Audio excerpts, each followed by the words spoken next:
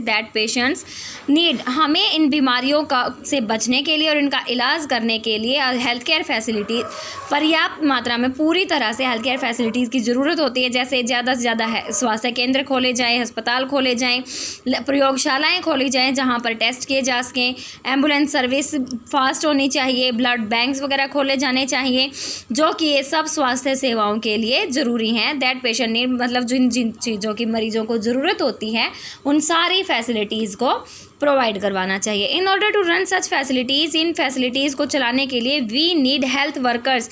हमें स्वास्थ्य कर्मचारियों की ज़रूरत है, नर्सेज की ज़रूरत है, शिक्षित डॉक्टर्स की एंड अदर हेल्थ प्रोफेशनल्स और दूसरे जो स्वास्थ्य व्यवसायिक हैं उन सब की, हु कैन एडवाइस, जो सलाह दे सकें, डायग्नोज निरीक्षण कर सकें एंड ट्रीट इलनेसेस और बीमारियों का इलाज कर सकें। We also need the medicines and equipment that are necessary for treating patients. हमें दवाइयों की और उन औजारों की भी ज़रूरत है जो मरीजों का इलाज करने में आवश्यक हैं। These facilities are required to take care of us. ये सारी सुविधाएं जो हैं ये हमारी देखभाल के लिए ज़रूरी हैं। India has a large number of doctors. Bharat में सबसे ज़्यादा डॉक्टर्स हैं, क्लिनिक्स हैं एंड हॉस्पिटल्स और हॉस्पिटल्स। क्लिनिक और हॉस्पिटल में डिफरेंस क्या होता है? हॉस्पिटल्स बड़े पैमाने पर और क्लिनिक्स छोटे होते हैं। The country also has considerable experience and knowledge in running a public health care system. Bharat में पर्याप्त जो एक्सपीरियंस अनुभवी डॉक्टर हैं, शिक्षित डॉक्टर हैं जो सार्वजनिक स्वास्थ्य तंत्र जो चलाने में हेल्प करते हैं। This is a system of hospitals and health centres run by the government. ये हॉस्पिटल्स और स्वास्थ्य केंद्रों का जो सिस्टम है ये सरकार के द्वारा चलाया जाता है। It has the ability to look after the health of a large section of population scattered over hundreds of thousands villages.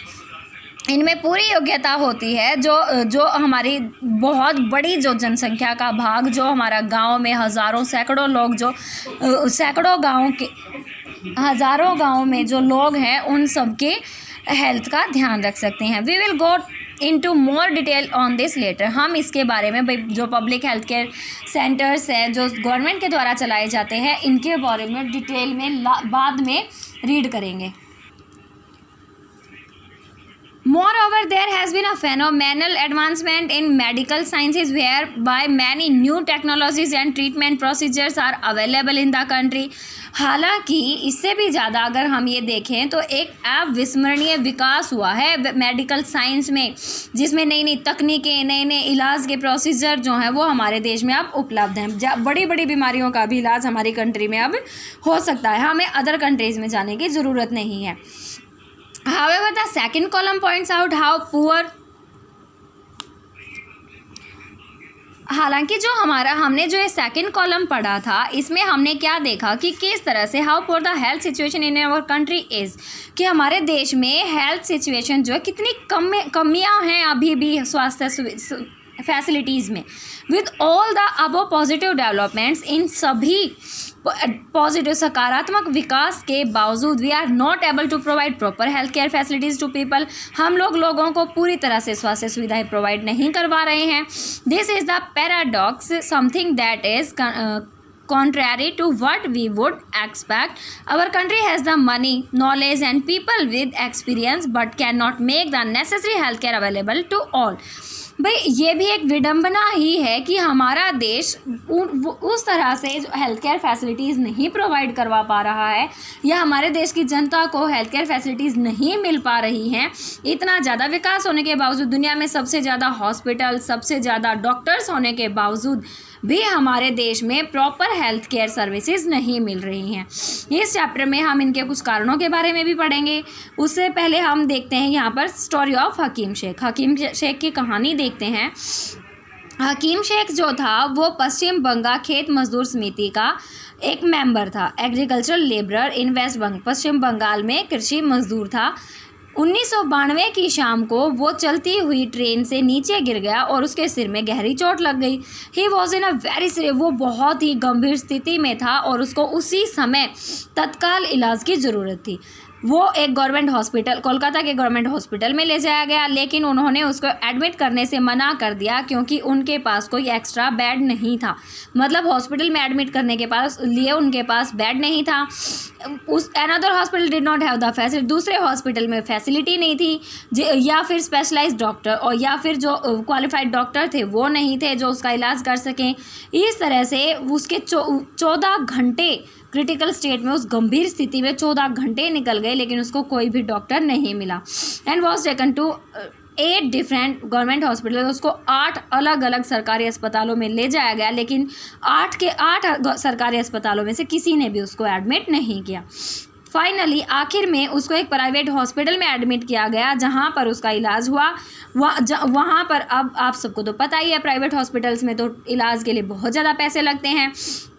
वहाँ पर उसके इलाज में बहुत ज़्यादा खर्चा हुआ। Angry and upset over the indifferent attitude of all the, इन सभी अस्पतालों के इतने अलग अलग व्यवहार की वजह से, जिन लोगों ने उसको एडमिट करने से मना कर दिया, उसका इलाज करने से मना कर दिया, इससे नाराज़ होकर हकीम शेख और BBKMS पश्चिम बंगाल खेत मजदूर समिति, इन्होंने कोर्ट में केस फाइल कर दिया इन हॉस्पिटल्स के खिलाफ कि भाई क्यों गरीब लोगों को सरकारी अस्पतालों में क्यों ट्रीटमेंट नहीं मिल रहा है। ये खुले तो इसीलिए थी ना कि हर नागरिक को अच्छे से उसका इलाज हो सके, जो गरीब है या अमीर है, गरीब लोगों की भी वहाँ पर सुनवाई हो सके, उन लोगों को ज़्यादा पैसे ना लगाने पड़े। लेकिन उसको बार बार मना कर दिया गया हर हॉस्पिटल में, और एंड में उसको प्राइवेट हॉस्पिटल में जाना पड़ा जहाँ उसकी जीवन की सारी कमाई वहीं उसी हॉस्पिटल में उसके इलाज के दौरान लग गई। तो फिर आती है एक और स्टोरी। इसमें इन्होंने क्या कहा है, रीड आउट इसको आप खुद करना, मैं सिर्फ थोड़ा ओवरव्यू देती हूँ इसका।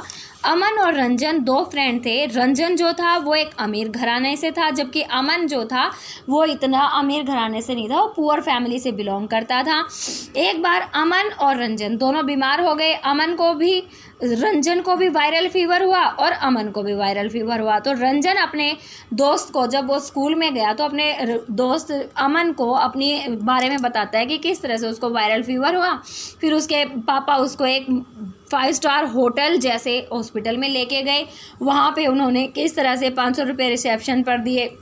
फिर वो अलग अलग डॉक्टर्स से मिला। वहाँ पर सब कुछ कितना सुंदर था, अलग से संगीत बज रहा था, बिल्कुल लुभावना संगीत था। बहुत सारे टेस्ट करवाए गए, जहाँ जिसने उसका ब्लड लिया या कोई और टेस्ट किया, उन सब ने उससे इतने प्यार से बात की। तो इस तरह से उसको पता ही नहीं चला कि ये काम कब हो गया, और बहुत जल्दी वो वहाँ से आ भी गए अपना इलाज करवा के। फिर उसने अमन से पूछा कि तुम कौन से हॉस्पिटल में गए, तो अमन ने बताया कि मैं जिस हॉस्पिटल में गया वो तुम्हारे जैसा तो नहीं था, मैं एक सरकारी हॉस्पिटल में गया। पहले तो पापा मना कर रहे थे कि नहीं मैं हॉस्पिटल में नहीं लेके जा रहा क्योंकि बहुत ज़्यादा टाइम लगेगा, लेकिन बाद में वो उसको हॉस्पिटल ले गए, जहाँ पर गवर्नमेंट हॉस्पिटल में, सरकारी अस्पताल में ले गए, जहाँ पर OPD में बहुत ज़्यादा लंबी लाइन थी और मैं बहुत ज़्यादा कमज़ोरी महसूस कर रहा था। लेकिन बार बार मैं अब पापा की बात को रिपीट करता जा रहा था कि टाइम लगेगा। जब हमारी बारी आई तो डॉक्टर ने कहा कि जल्दी से इसका ब्लड टेस्ट कराओ। हम ब्लड टेस्ट कराने के लिए फिर से एक लंबी लाइन में खड़े हुए। फिर हम टेस्टिंग रूम में गए। जब हमने टेस्ट करा लिया, टेस्ट की रिपोर्ट 3 दिन बाद आई। फिर हम हॉस्पिटल में गए, तब वहाँ पर कोई दूसरा डॉक्टर था। उसने कहा मुझे OPD का कार्ड दिखाओ और टेस्ट रिजल्ट दिखाओ। फिर उस डॉक्टर ने बताया कि मुझे वायरल फीवर है, घबराने की कोई बात नहीं। तो उसने मुझे एक बुखार उतारने वाली दवाई दे दी। तो अब रंजन कहता है कि मेरा हॉस्पिटल अच्छा था, लेकिन उन्होंने तो मुझे बहुत सारी मेडिसिन्स दे दी और बहुत सारा पैसा भी खर्च हो गया। लेकिन अमन सोचता है कि नहीं, मेरे साथ तो ऐसा नहीं हुआ, मेरे ट्रीटमेंट में तो कोई इतना वो नहीं लगा, लेकिन हाँ दिन मुझे 1 वीक के करीब लग गया एक छोटे से फीवर को उतारने में। तो स्टूडेंट्स, इन 2 स्टोरीज से आपको क्या समझ आया है, इसका कंक्लूज़न निकालेंगे और उसको बहुत अच्छे से समझेंगे। इसके बारे में मैं आपसे पूछूंगी नेक्स्ट वीडियो लेक्चर में। ओके, नेक्स्ट वीडियो लेक्चर में हम पब्लिक और प्राइवेट हेल्थ केयर सर्विसेज में डिफरेंस पता करेंगे, इनको कंपेयर करेंगे। मिलते हैं नेक्स्ट वीडियो लेक्चर में, तब तक बाय।